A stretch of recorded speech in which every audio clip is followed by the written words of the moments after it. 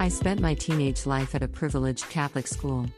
Most students came from wealthy families and some were famous. As a farmer's daughter, I belonged to the few non-wealthy students. I thought a farming family was regarded as poor and unsophisticated in this school, and tried to hide the fact that I came from one as much as I could. Every time I submitted the paper on which the parents' occupation should be stated, I put my thumb right on the word farming so that other students didn't see it.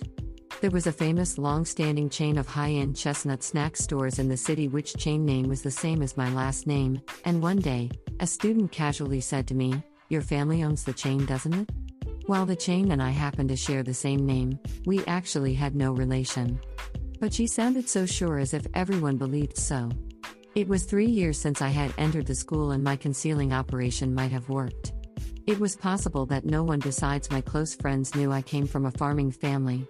I felt confident I looked cool and sophisticated enough for them to think I came from that wealthy family.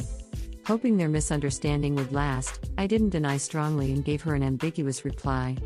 When I told my mother about it at home, she was very pleased and instructed me to keep them believing that way. I was walking toward the bus stop with my close friend after school one afternoon. When I cracked her up with my jokes and moves as usual, she said laughing, "You look like a peasant." And the next moment, she gasped and added, "I'm sorry." I wouldn't have cared if she had kept laughing, but her serious apology offended me. She remembered I was a farmer's daughter and thought her comment was inappropriate. I realized reference to a farming business required an apology, which meant she looked down on it. By the time I was a senior, I had grown weary of being a class clown just to be popular. I had tried everything to be cool but become doubtful if it was right to act someone else who wasn't real me. For seniors, the teacher asked attendants to a table manners class at a gorgeous restaurant one by one. Since some students were busy preparing for the entrance examination of universities and colleges, they were allowed to opt out of the class.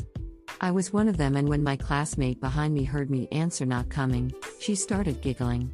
Then she said to me, "Even though your family is a farmer, you'd better learn table manners." The girl next to her was also giggling and said, "That's what we shouldn't tell her." It was a wake-up call. All those years everybody had known my family was a farmer and laughed at me inside while I pretended to be cool. What I had been doing so hard for years was nothing. Since that day, I stopped acting a class clown and returned to my true quiet self. A couple of days later, in a class journal that all students would read, I wrote, "I'm a farmer's daughter. Yet, I have been to a high-class restaurant, and I do know table manners."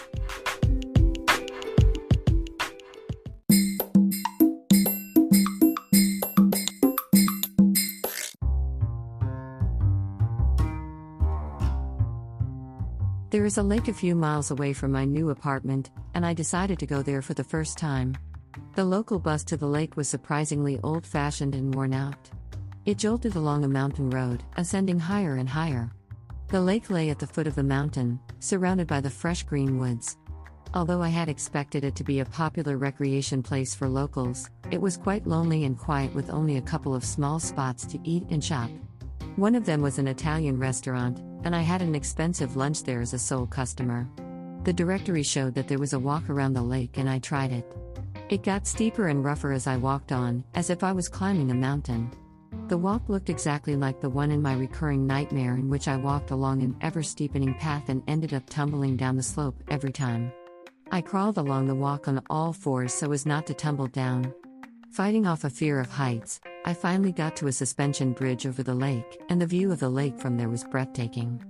On my way home, I mistook the road for the bus stop, and walked all the way home. It took 90 minutes and I was dead on my feet.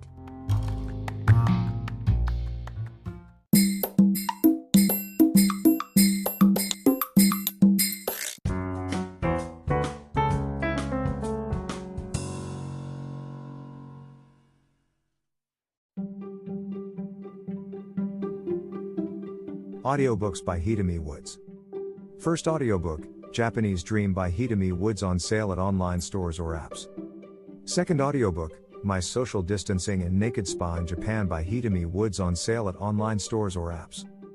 Apple Books, Audible, Google Play, Nook Audiobooks, 43 available distributors in total.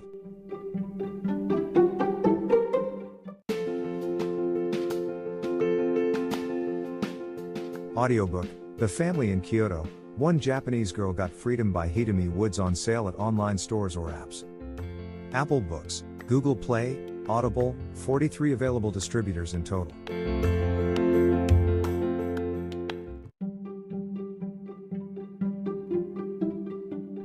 Audiobook, Japanese Dream by Hidemi Woods on sale at online stores or apps.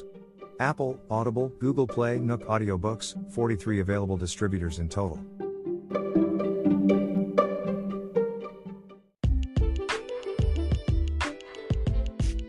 英語聞き流しリスニング、英語テキストと MP3 ダウンロード、その他の物語はホームページからお聞きいただけます。